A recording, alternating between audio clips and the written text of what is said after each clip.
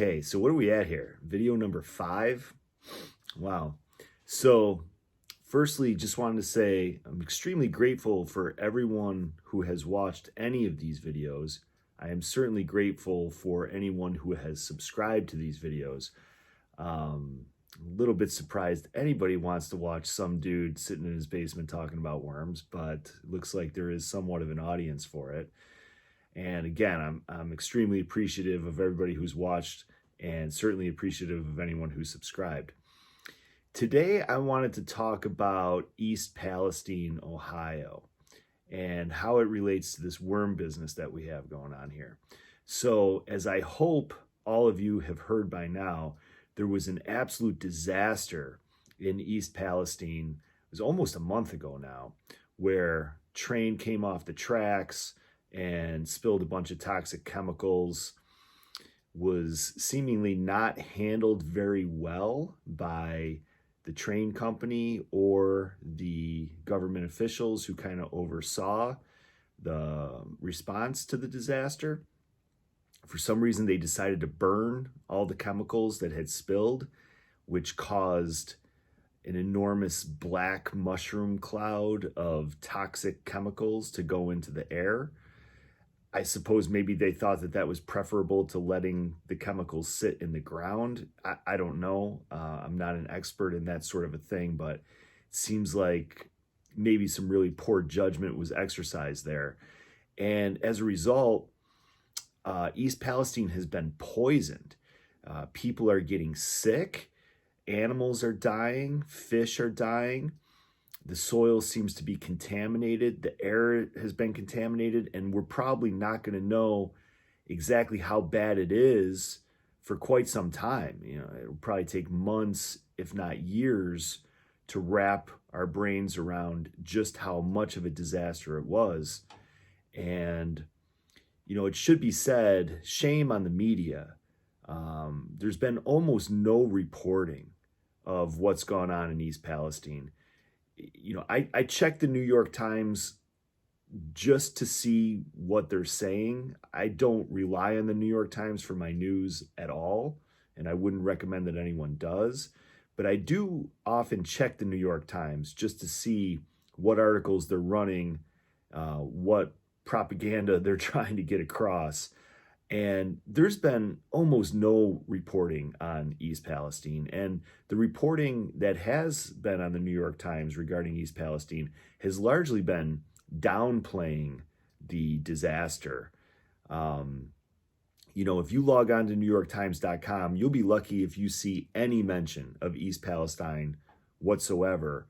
And, at least from my perspective, it's probably the most important event that's happened in the United States in the year 2023 so far. The New York Times is obviously far more focused on the Ukraine, far more focused on the Grammys. Whatever, we're not going to fix them, but it is what it is. But it's not just the New York Times. It's the media across the board has completely underreported what's been going on in East Palestine, and shame on them. Shame on them. Thank God we have some other outlets like Twitter and Zero Hedge and some other places that you can get good information that's not just propaganda of the Orwellian kind. But anyhow, so how does this relate to worms? Well, in my first video, I was talking about how we have a soil problem in this country, and we really have a soil problem in the entire world. And it has a lot to do with how agriculture has been implemented in the last 100 years or so, using salt-based fertilizers and other chemicals to try to get as much production as possible out of the land. Not so much an eye on the long-term health of the soil, but more of an eye on the short-term production that the soil yields. And as a result, we have soil that is just barely working at this point. The minerals, the nutrients that used to be in the soil have been almost completely stripped, and we are suffering as a result as a society. East Palestine reminds us that, agriculture isn't the only problem. We have enormous challenges because so much of our economy has been built on toxicity, for lack of a better way of putting it. And to be clear, I am not some huge, crazy environmentalist. I have a lot of doubt about the sort of environmental movement and the environmental, certainly how it's been implemented at the government level. I have my doubts. I have my doubts about things like CO2 emissions, how harmful they actually are. I don't need to get into that right now. But like any human being, certainly anyone who has kids, you would like to have clean water, clean air, and clean soil.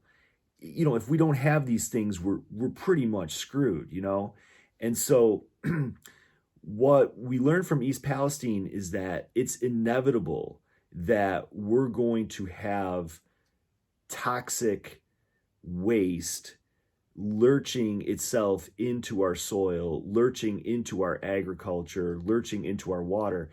It's just pretty much inevitable because so much of our economy is built on these poisonous chemicals like vinyl chloride.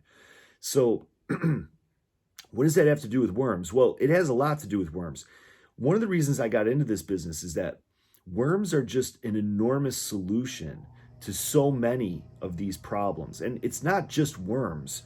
It's just a whole way of looking at soil and looking at agriculture and how we can improve the techniques and how maybe we can make it that the planet is functional, for another couple hundred years, which I think should be a goal. We're going to need to rebuild our soil. There's just no question about that. And, it's really not that hard to do. We have all the tools that we need. I showed you how we use wood chips, green grass, food scraps, just organic materials. And if you mix them in the right way and you turn them in the right way and you use the air and you use the water, you can make really great soil. You can make fantastic soil. So it's completely within our capacity to make new soil. The worms, they're just a miracle. You put the worms through the compost, and what the worms turn it into is just beautiful. And if we kind of reorganize agriculture around the idea of using things like bacteria and fungus and worms, we have a real good shot at rebuilding our soil. Certainly in the United States. Certainly in the United States, we can pull this off. It just needs a little bit of refocus, a little bit of re-education. And so I just think it's fantastic that we have things like worms. And there's other natural ways of going about things too. Believe it or not, pussy willows. I know this sounds crazy, but it's absolutely true. Pussy willows are one of the best detoxifiers of water that you could possibly find. You really can't do it better than pussy willows do it. And that might sound absurd, but it's absolutely true. And if we can just sort of rethink how we can work with nature instead of against nature, I'm super confident that we can feed ourselves, we can have healthy soil, healthy air, healthy water. We can have everything that we need to live healthy lives and, provide the same thing for our kids, which is the most important thing, So that's the end of my speech. Again, I'm super grateful for anyone who's watched these videos. I understand we have bad sound quality, bad lighting. I'm going to improve on this stuff, I promise you. If you guys would subscribe to the channel, it would just mean the world to me. And I promise we're going to keep putting out videos, and I hope everybody's doing great. Thank you very much.